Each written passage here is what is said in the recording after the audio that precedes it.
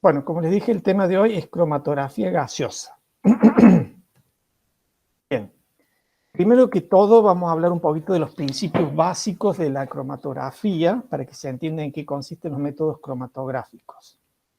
La cromatografía comenzó el siglo pasado a utilizarse como un método para separar, identificar moléculas y después cuantificarlas también. Pero lo primero que se quería es, teniendo muestras complejas, separar cada uno de esos componentes. El principio consiste en que va a haber una fase que se llama fase móvil, que puede ser un gas o un líquido, un solvente, en el caso de un líquido, o un gas que va a actuar también como un solvente o disolvente, y van a tener también lo que se llama una fase estacionaria, un soporte fijo, donde va a correr ese gas o va a correr, digamos, el líquido, la fase móvil. Esa fase móvil va a ir arrastrando los componentes sobre esa fase estacionaria, que la fase estacionaria lo que va a querer es retenerlos. Y la fase móvil lo va a querer empujar. O sea, uno le agrega un líquido que va corriendo, el sólido lo trata de retener a los componentes de la mezcla, y el líquido o el gas lo trata de arrastrar, que se vayan separando. Como cada molécula es distinta, es la forma distinta que se va uniendo a ese soporte, se dice absorbiendo, un fenómeno de superficie con D, absorbiendo. Se trata de pegarlo, algunos se pegan más, otros se pegan menos, algunos se disuelven más en la fase, digamos, móvil, otros se disuelven menos, entonces es esa competencia que se da entre la fase móvil que los quiere llevar y la fase estacionaria que los quiere retener, y como las moléculas son distintas, se van separando a medida que va avanzando la cromatografía. Las primeras cromatografías, digamos, fueron hechas en papel, se colocaba un papel, que el papel colgaba, digamos, de un soporte, y el líquido bajando por el papel, la celulosa del papel era la fase estacionaria, la fase fija. Y el líquido que bajaba por el papel era, digamos, la fase móvil. Ese líquido va bajando, bajando, y va haciendo como una cascadita de líquido, una cascada no visible, chorreando, pero va bajando lentamente y va permanentemente fluyendo el líquido por el papel. Se siembra un puntito de una muestra, una muestra líquida, una gotita, el líquido va pasando, lo va arrastrando y las moléculas van siendo retenidas por la celulosa y se van separando. Se le dio este nombre de croma por color, porque se utilizó primeramente para separar pigmentos. Claro, los pigmentos los vemos. Entonces uno va viendo en el papel cómo se van separando los distintos pigmentos a medida que avanza el líquido. Acá en este caso el líquido está acá abajo, el papel está colgado de un soporte y el líquido va, digamos, el papel va chupando el líquido hacia arriba, a medida que pasa por la muestra, lo va separando los distintos componentes. En este otro caso son placas de vidrio que se revisten de una cubierta que se llama sílica gel. En ese caso la sílica gel es la fase estacionaria, y también el líquido está acá abajo, va ascendiendo por, digamos, capilaridad, asciende por capilaridad, y a medida que asciende va arrastrando la muestra que se sembró acá, que hay una mezcla de pigmentos, y a medida que asciende va llevando distintas disolución, que se llaman partición de los componentes, ascendiendo y se van separando porque cada molécula es distinta, no es lo mismo un caroteno, una xantofila, una clorofila A, una clorofila B, y se van separando de distintas maneras y van quedando a distinta altura. Esto es lo que se llama la cromatografía de columna, donde la columna se siembra arriba el compuesto, digamos, en este caso coloreados, pero actualmente se puede hacer con compuestos que no son coloreados y luego se revelan con algún sistema para encontrarlos donde están. Se le agrega líquido arriba, ¿ven? Se le agrega líquido, el líquido va cayendo por la columna a medida que pasa, en la columna se rellena con un soporte sólido, que es la fase estacionaria, puede ser también una sílica gel, o hay distintos componentes actualmente que se utilizan. A medida que avanza el solvente, los componentes que están formando esa mezcla se van separando. Y después llega al final de la columna y eluye, ¿cierto? ¿Ven? Por ejemplo acá, eluye primero este rojo, y después al final eluye la otra banda, el azul. Entonces uno tiene un tubito con un componente y otro tubito con el otro componente. Ahí de esa manera se logró separar los componentes. Identificarlo, ahí todavía no lo identificamos. Ya hay distintos métodos para después hacer la identificación de cada uno de esos componentes. Lo importante acá era lograr la separación de los componentes de una mezcla.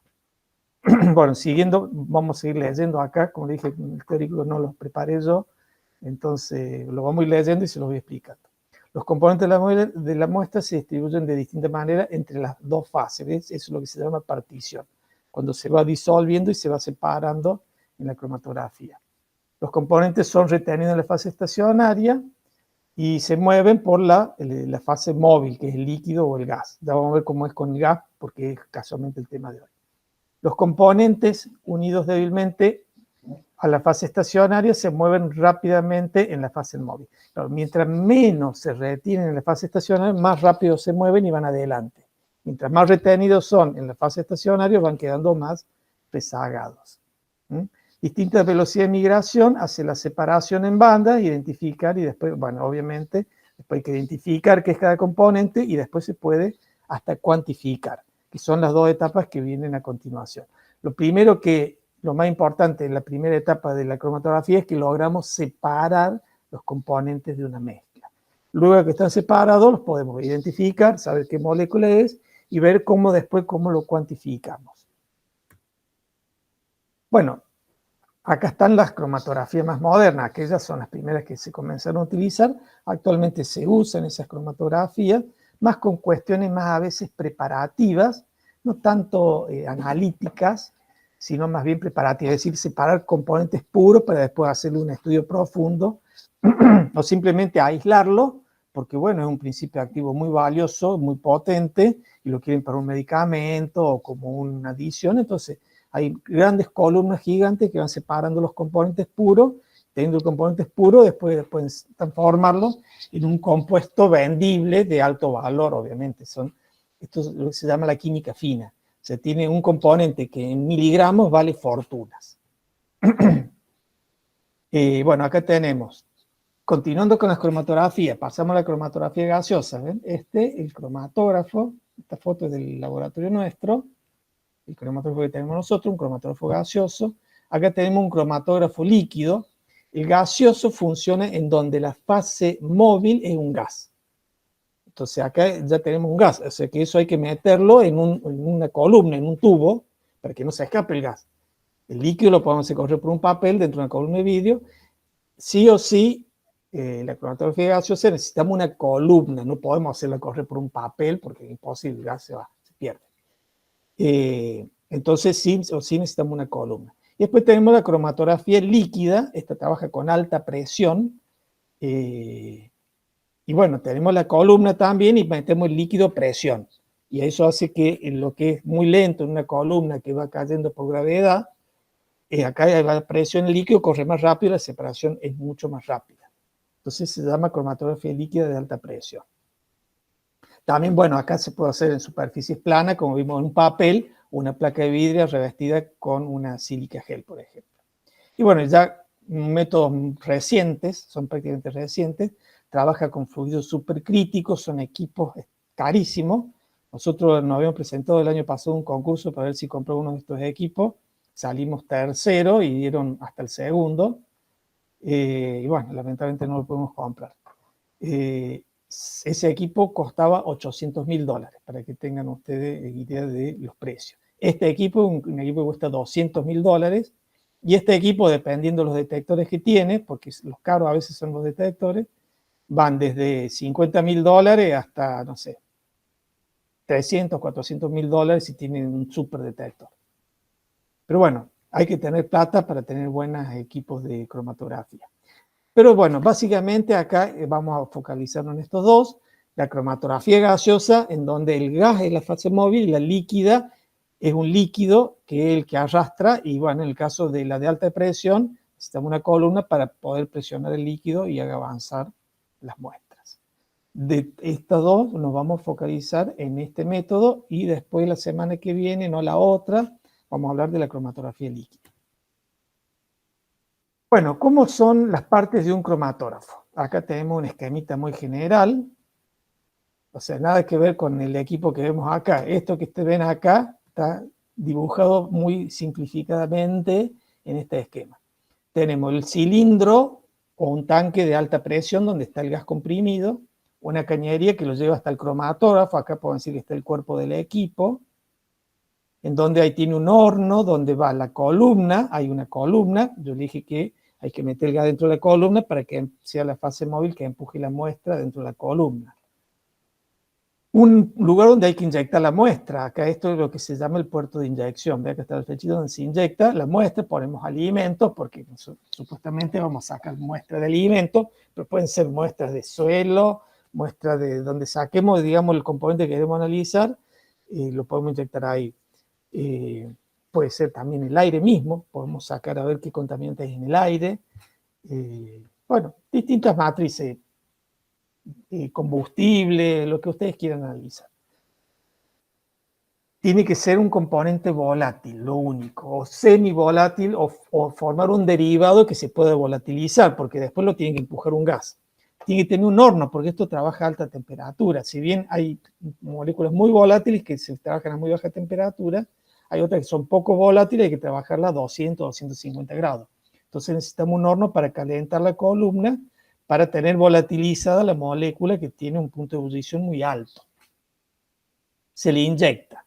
El gas la arrastra a la muestra, pasa por la columna y termina acá. La columna, y de ahí sale de la columna, pero no sale y se pierde la muestra, pasa por un detector. Dice, sale el primer componente que se separó dentro de la columna, el detector, tac, la detecta y manda una señal a la computadora, ¿cierto? Este sería el registrador. Entonces tenemos el cilindro con los gases, la conexión al cromatógrafo, el inyector, la columna que arranca en el inyector termina en el detector. El detector envía señal y una computadora para hacer, digamos, toda la parte, digamos, de los registros de los datos. Y esto es lo que se ve, lo que se llama cromatograma, digamos, la imagen de lo que sale. Salen picos. Cada pico es un componente. Bueno, eso es lo ideal. A veces hay dos componentes metidos en un mismo pico, y bueno, y ahí está la habilidad del que hace la cromatografía, saber qué columna elegir, qué flujo darle al aire, bueno, todo un montón de cosas que vamos a ir viendo en la clase de hoy, para saber cómo lograr que todos los componentes se separen.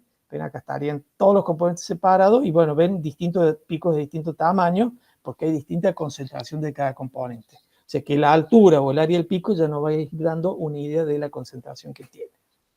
Bueno, la separación de componentes de una muestra se logra mediante la partición de la fase móvil, que es el gas, y la fase estacionaria, que está dentro de la columna. O sea, la columna tiene un soporte, que es la pared de la columna, y dentro está revestida o rellena de algo que es la fase estacionaria, que va a ser la separación de los componentes. La fase móvil es el gas, la separación, afinidad, adsorción, desorción, con la fase estacionaria. Como digo, esa fase estacionaria está dentro de la columna. Estabilidad, acá un detalle a tener en cuenta. Las moléculas deben ser estables, o sea, cuando le inyectamos, como va a haber alta temperatura en la columna, la molécula no se puede degradar, romper o destruir, unirse a la columna y reaccionar, no. Tiene que entrar y así como entra, tiene que salir. Tiene que estar estable a lo largo de toda la cromatografía. La volatilidad, que un poco ya se los comenté, de los compuestos a analizar. Los componentes no volátiles deben hacerse volátiles mediante derivatización. O sea, si usted tiene una molécula pesada, le tienen que unir algo que la haga más livianita, más volátil. Muchas veces no tiene que ver tanto con el peso, sino que tiene grupos funcionales que se van pegando a las moléculas y la hacen, digamos, poco volátil. Entonces le unimos algo para que no se pegue tanto y se transforma en un compuesto más volátil. Muchas veces tenemos una molécula grande, la cortamos en un componente y le unimos algo y después lo metemos al cromatógrafo y la podemos hacer de esa manera volátil, como vamos a ver en el caso de los ácidos grasos.